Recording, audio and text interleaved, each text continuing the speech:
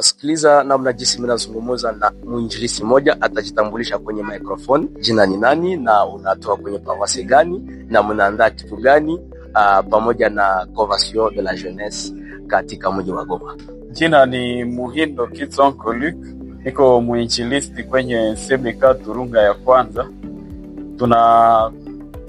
Tunaandaa mkutano mkuu wa vijana ambao utafunguliwa hapa Virunga tarehe 5 mwezi wa Julai, na tutakuwa tukiendelesha kwenye kanisa letu la CBK Turunga tangu siku ya kwanza hadi siku ya 6 kila asubuhi, tangu saa 12 fika saa 1:30 tutakuwa nafuata somo pamoja na mwinjilisti Benjamin ambaye atatoka kwenye CBK Virunga. Okay. Ila siku ya kufunga tutakuwa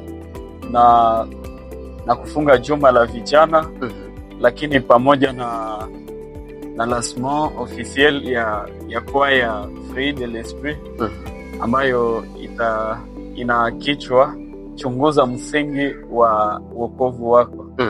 Asante, tunashukuru umeweza kusikiliza namna jinsi mwinjilisi anazungumza kwenye microphone ya 97.5 Radio RTSV Goma.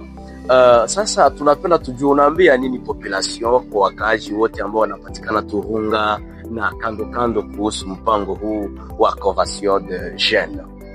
Tunawaalika wote kufuata somo. Ni katika kusikia neno la Mungu ndipo tunapata uzima na muongozo kwa maisha yetu, zaidi sana vijana, sababu somo zenyewe zimeandaliwa zaidi sana kwa vijana.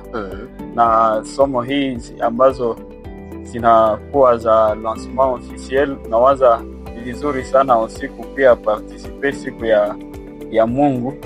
Hii ni jambo muhimu kuwa unajua msingi wa wokovu wako, maana tulisema album ina kichwa cha chunguza msingi wa wokovu wako.